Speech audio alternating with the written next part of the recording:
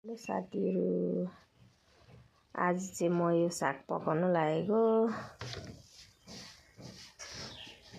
जंगलको हरियो सागपात मेडिसिन हुन्छ नि त, राम्रो हुन्छ, त्यही भएर। Guys, good morning. हेर्नुस् है साथीहरु, आज चाहिँ बिहान बिहानै यो सागहरु टिपेको। यसो बारीमा हरियो सागपातहरु टिपेको।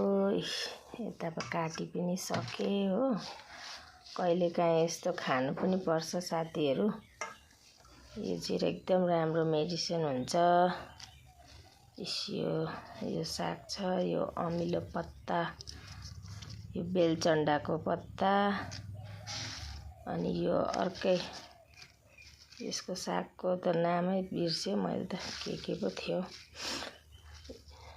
यस्तोहरु छ है साथीहरु।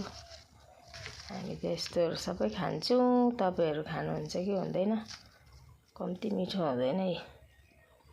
यो चाहिँ यसको पनि नाम थाहा छैन। नाम त थाहा छैन, खानु चाहिँ जानिन्छ।